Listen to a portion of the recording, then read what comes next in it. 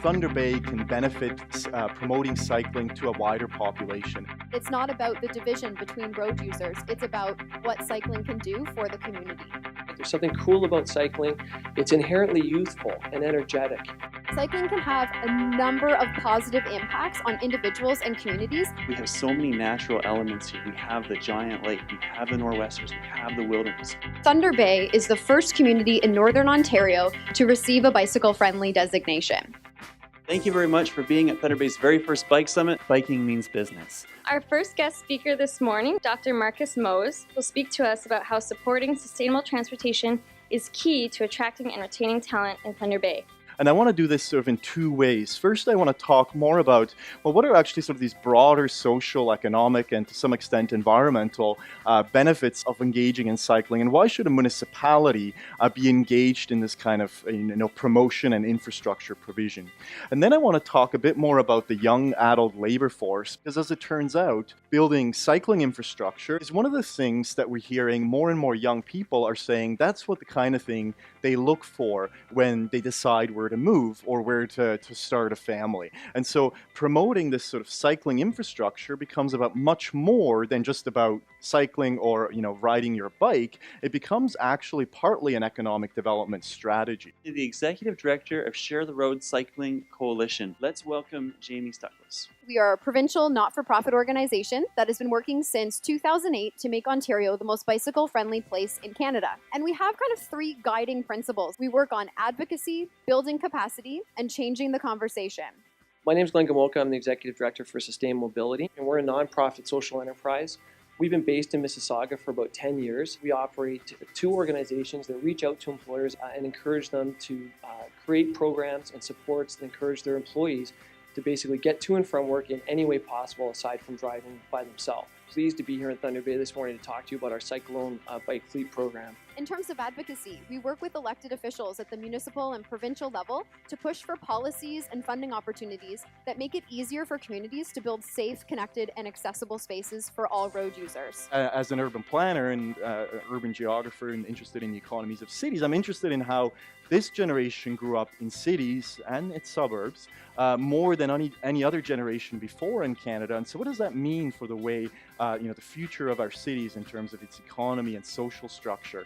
How do we plan for that, right? And how do we accommodate that? What I'm going to present to you today is a practical way that employers can get on board with cycling and promote it to their employees. When we look at how much work has happened over the past 6 years and the amount of community support it takes to make this happen, it's phenomenal, and it's taken us from a city that wasn't even on the map 6 years ago with cycling to one of the best communities in Ontario. If you're actually successful in moving people from the automobile either to walk to work or to bike to work, or perhaps public transit, you're reducing the wear and tear on your road infrastructure, which then potentially in the long run would mean less maintenance on your road, fewer costs of road maintenance and so forth, because all those other modes are not as intensive in terms of the upkeep that you need to do on the roads. You can imagine, driving a truck over a road every day versus a little bicycle. What we have managed to accomplish in the past 6 years is the implementation of 34 kilometers of bike lanes, 3 kilometers of shared lanes, 9 kilometers of paved shoulders, 2 kilometers of active living corridors, with an additional 1.5 kilometers just approved last night, and through the Bike Racks for Business program, 94 bike racks have been installed at businesses around town. So in terms of what you can do to be bicycle friendly and what businesses are doing across the province to be bicycle friendly, you can offer secure and accessible bike parking. Businesses can also host educational lunch and learns that let their employees know and give information about how they can share the road safely and the best routes that apply to them in their community. Businesses can give free access to supplies such as bike pumps and repair stations so that their employees can fix up their bikes and make sure they're in good working condition free of charge. And one that I find particularly interesting is the Guaranteed Ride Home program. So sometimes it's a really formal program where the taxi company is officially involved and there's chits and you don't have to pay any money. Other times with small organizations, it's just the knowing that if I buy a taxi ride for an emergency, my receipt will be reimbursed by my employer up to 4 times a year. So it's a really great strategy that can be employed. You can have small bike shares available during the day, and you can participate in encouragement events like the Bike to Work Month or Commuter Challenge. And you can offer showers or change facilities. And I know that sometimes that seems really big and not everybody can do it. But what we've seen in Ottawa is businesses partnering with local gyms or nearby businesses so that their employees can have access to the building that has showers and changing facilities without actually having to build their own. People on the health research side are pointing to growing obesity and also asthma in the larger cities, particularly in the summer, where it's linked to things like smog and air pollution. And so if you're moving more people away from using the automobile, you can potentially reduce emissions, which also would mean that you're, reducing your impact in terms of air pollution, but you're also getting people doing something more active. The reason why we have the Active Transportation Plan is to provide accessible travel options for everybody. So when you provide a facility that works for an 8-year-old, it will work for an 80-year-old, and it will work for everybody in between. And when we do that, we increase participation, we get people more active, we improve the quality of life for people in Thunder Bay. People feel happier, they feel healthier. Another important piece of our work is changing the conversation and moving the cycling conversation forward. Cycling can have a number of positive impacts on individuals and communities, and we want to make sure that that is the approach that cycling is always being looked at, that it's not about the division between road users, it's about what cycling can do for the community. And the Active Transportation group, which includes transit, walkability, and Eco Superior, and the work that they do, engaged over 6,400 citizens. So engaging means going to events, listening to presentations like this, and getting involved in different workshops. Thunder Bay held its first Open Streets events. Thunder Bay participated in its first national commuter challenge. The U-Cycle program was launched. The Safe Cycling Thunder Bay program, which is a cycling training program, continues to rock. And Thunder Bay got its first public repair stations. So 2014 was a pretty exciting year. Share the Road conducts annual polling of Ontario residents to find out what's happening with cycling. And we see that residents largely understand that cycling is a universal benefit to communities. 66% of Ontario residents agree that getting more people on bikes is better for everyone and not just for the people who cycle. This presents a huge opportunity for businesses.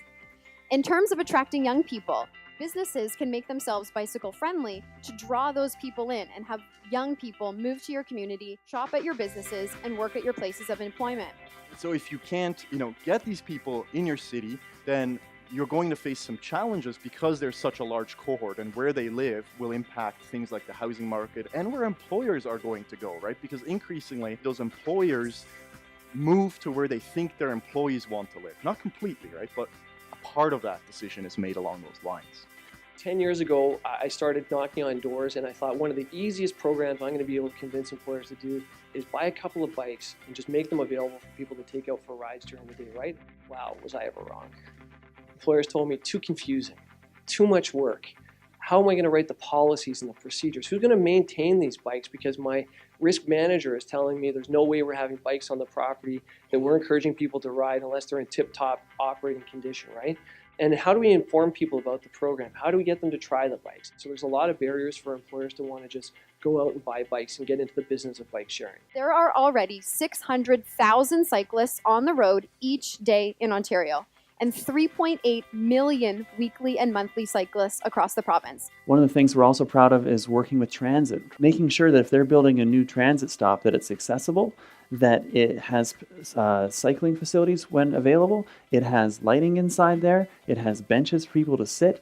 So what they become is they become little multimodal hubs as opposed to a bus stop. And that's a part of what we're trying to do is integrate our plans so that transit is working with parks, is working with engineering, is working with the Accessibility Advisory Committee. That way we're working in partnership and we're achieving multiple ends with single actions. Sometimes we think of active transportation like walking and cycling, not sort of cycling for recreational purposes, right? But which is great, but the cycling where we want people to get on their bikes to ride to work, right, or to get their groceries. We tend to think of that sometimes as either a larger city phenomenon or something that only happens in Europe, right? But one place to actually, I think, look to is some of those smaller and medium-sized European cities, because in that context, you'll have high cycling rates, but their cities are about some of the size similar similar to yours, right? Whereas if you use Toronto and Ottawa and Vancouver as examples, you're looking at communities that are very different from yours in terms of its urban structure, its economy, and so forth. European cities are going to be very different from yours, but in terms of the size of the community and the way they're able to create sort of defined town centers that are easily accessible by bike or on foot, that's a lesson that I think you can take away.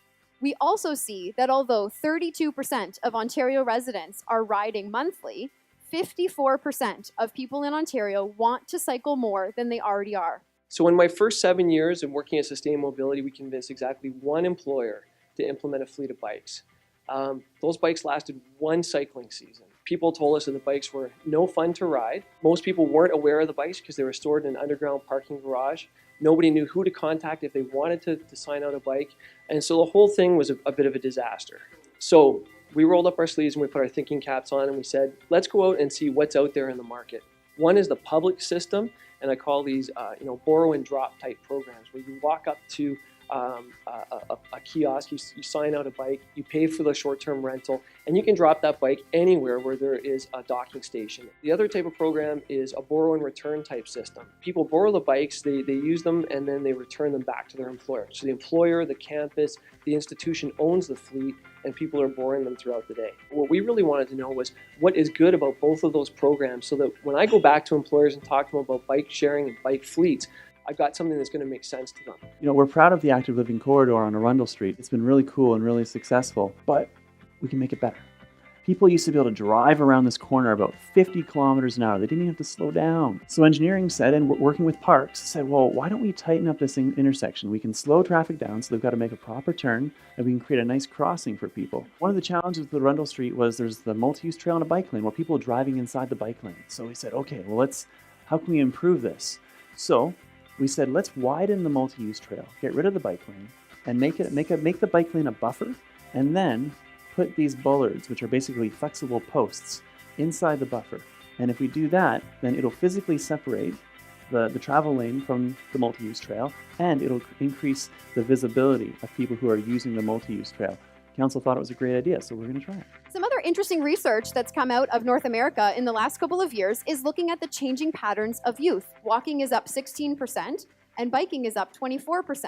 People are telling us they want to get around without the need to drive. They love being where the action is. They love bumping into people they know, or they love the human size of downtown. If we're serious about developing our economy to attract those millennials, we have to think about those kind of amenities that they will be looking for. Bumping into people you know, or friendly chats with local merchants, that's going to happen much more in a community like yours, where you're more likely to know the people where you're interacting on an everyday basis. So, smaller and medium-sized cities are actually well positioned to kind of create those downtowns that foster that kind of activity, because it's easier to get people sort of together and feeling like it's a neighborly kind of place. In terms of retail businesses, being bicycle friendly can be a huge boost to your bottom line.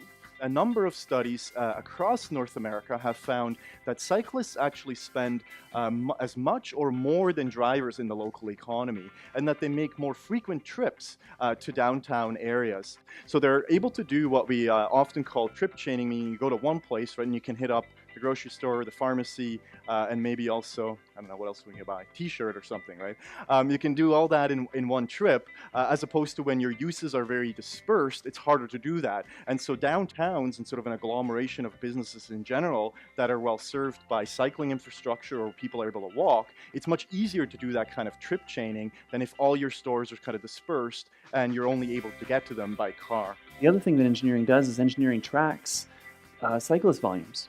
So with cycling infrastructure, cyclist volumes have increased by 107%, which is a double. It doubles. So we put a bike lane in and the volume doubles and traffic volumes stay about the same.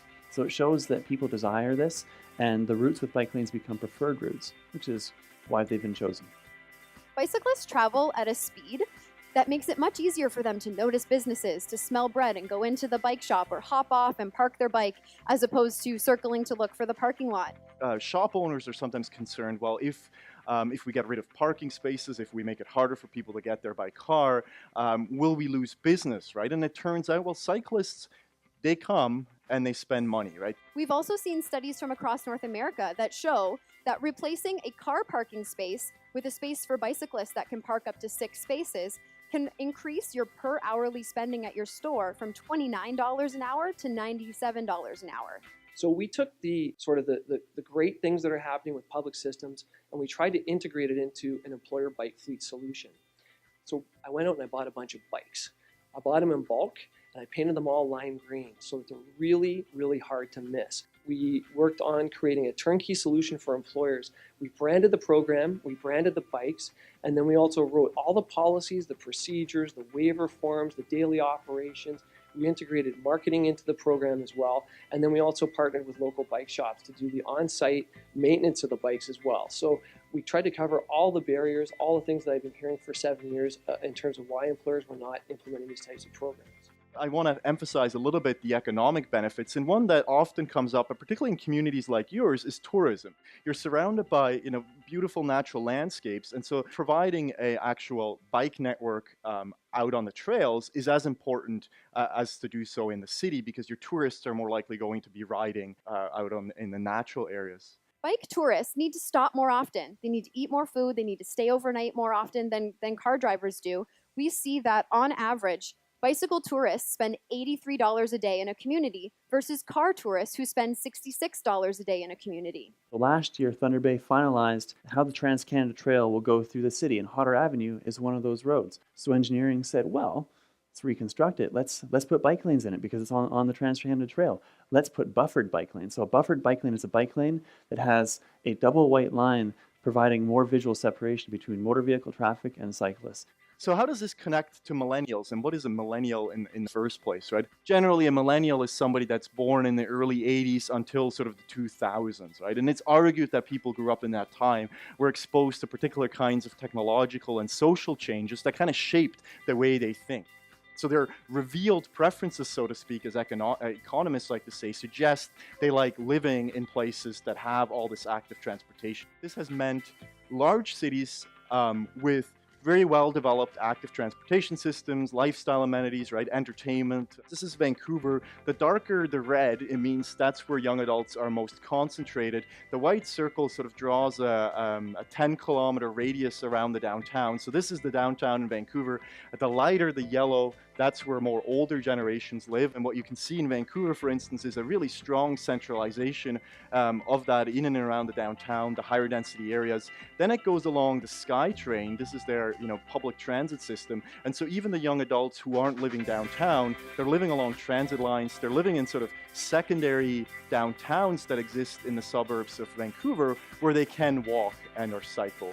So what I've been calling all this, right, of the young people moving downtown, I've been calling this youthification, because what's happening is that young people move in and they stay there for a shorter period of their life, for a stage in their life where they're wanting to be young adults. There's a sort of really technical and academic explanation that could give you what I mean by youthification, but I actually think this quote from a young Vancouver resident who was cited in this Globe and Mail article a number of years ago, this actually sums up perfectly what I mean by youthification. And it's about a place where their friends are there, their girlfriend is there, their work is there. For this period in my life, it just seems that everything I want is right downtown. This year, engineering proposed routes on Hudson Avenue, Hodder, Arundel, and improvements to the Bay Street Active Living Corridor, and adding Wardrobe Avenue to the active transportation plan.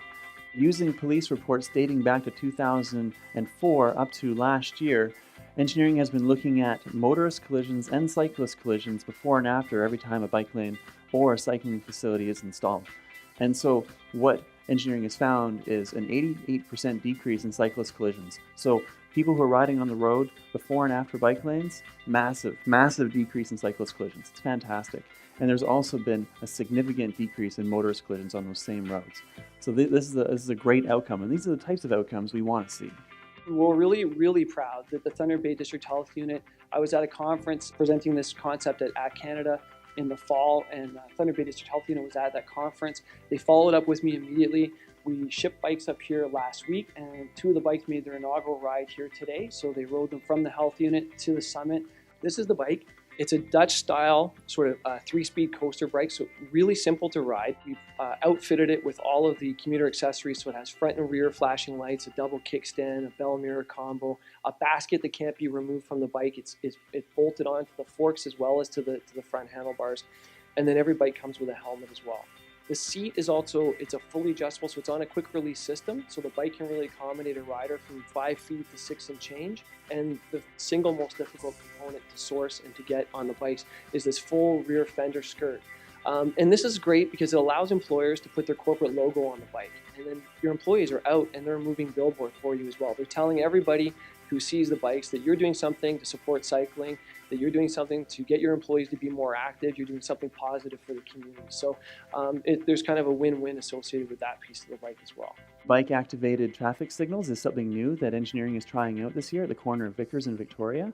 Victoria Avenue's had one of the most dramatic increases in cyclist usage in any street in all of Thunder Bay. It's quite fantastic. It is a beautiful, straight, well-connected east to west connector. It's 5 kilometers long, and it connects the entire stretch of Thunder Bay up to Parkdale. In terms of being an employer and a workplace, there's also lots of opportunities to be a sustainable and attractive workplace by promoting cycling. You can help provide healthy and affordable ways for your employees to integrate exercise into their daily lives. You can help to reduce absenteeism and increase focus and performance by having an active and healthy population. And one of my favorite studies out of the United Kingdom actually showed that people who bike to work were more likely to be on time, because cyclists are better able to predict the time it takes them to get somewhere more accurately, and when they're out on the road, they're less affected by traffic conditions or construction.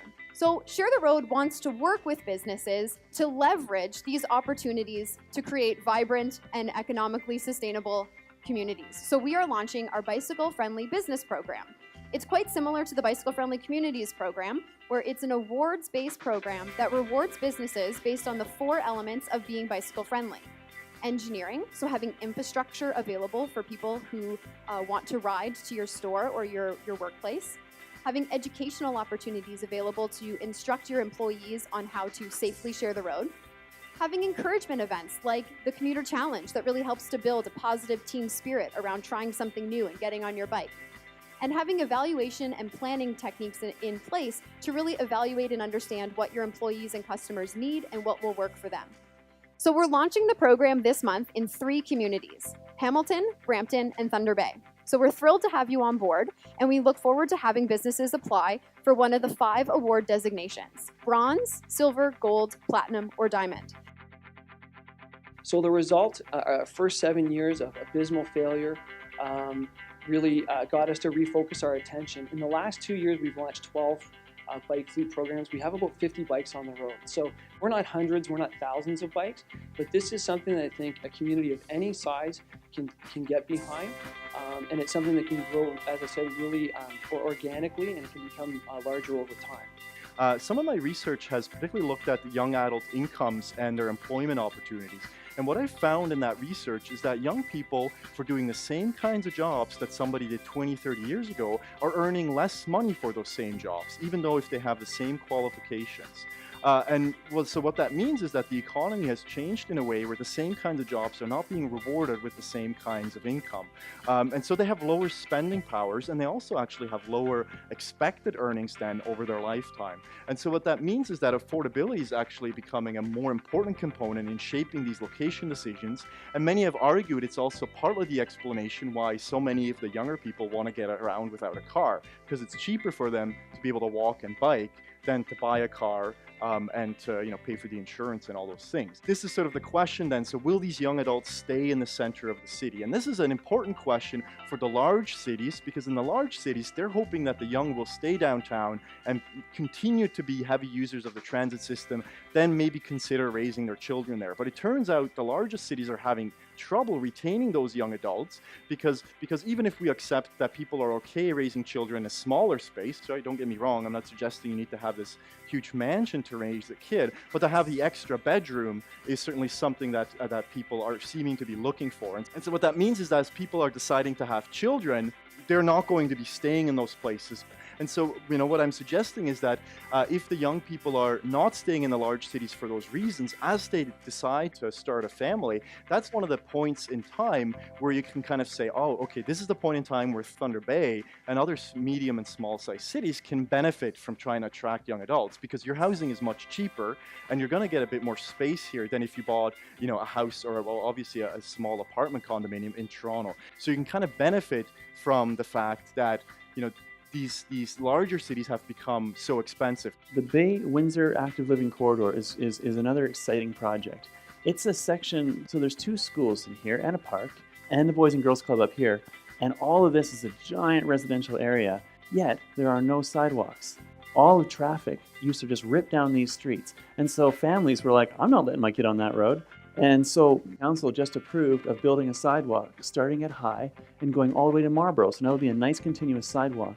Getting around, getting to and from work and moving around during the day, it's something we all have to do. Transportation is one that resonates with everybody, and it's one that you can really connect with every single person about something that they have to do every day. So it's important to people. The Parks Division has agreed to build a trail across Carrick Park so that people who are biking can bike across the park. People in wheelchairs now can access the park and get across the park. It's not necessary or even necessarily a good thing for places like Thunder Bay to try and compete with those larger cities to provide, a downtown that will in some odd way resemble that of a larger city. Because realistically, at first, you're never going to get there, but also that's not what people are looking for when they think about Thunder Bay, right? Surveys show, well, a lot of young people would like to live in places with active transportation, but they don't because they can't afford the housing near those places. And again, right, good thing for Thunder Bay, as you add active transportation, you're more likely to become a place that is affordable and that has that active transportation component, whereas none of the big cities can say we're affordable and we have active transportation, right? That's really not a realistic proposition. Hudson Avenue is being reconstructed actually this year. And so engineering said, well, why not widen the road a little bit and put a multi-use trail, put a buffer between that and the road and a bike lane on the other side, and we have a 2-way trail that people can use and actually connect more of the network now.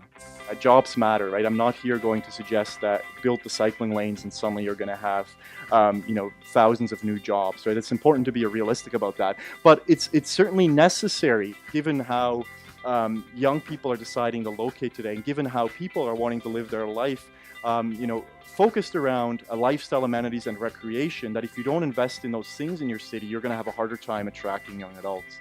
And if you're an employer and you're trying to appeal to a younger crowd, having a youthful culture, having an energetic culture is really going to resonate with young people. If they see a reflection of their social and environmental values in the workplace, then that's what's going to bring them to you. So there's demand for cycling, and I think it's our responsibility to step up and make sure that people can make the choices that they want to make about how they get around their community. And Thunder Bay is a great place to be cycling. The Bicycle Friendly Communities program has been in Ontario since 2010, and we have designated 28 communities across the province as bronze, silver, gold, platinum, or diamond in terms of their efforts to be bicycle friendly. And having heard the amazing plans that engineering has for the next couple of years, I have no doubt that I'll be back here again soon awarding a silver or a gold. So good luck with the next phase of this initiative. Sometimes we think of active transportation as either a larger city phenomenon or something that only happens in Europe. The solution has to really come, I would argue, from the community and from Thunder Bay in conjunction with your municipal leaders and your amazing, dedicated, enthusiastic staff. But the solution really has to be from Thunder Bay for Thunder Bay. You don't have to become like Toronto to become a bike city. Not that you ever perhaps wanted to anyways. Thank you very much.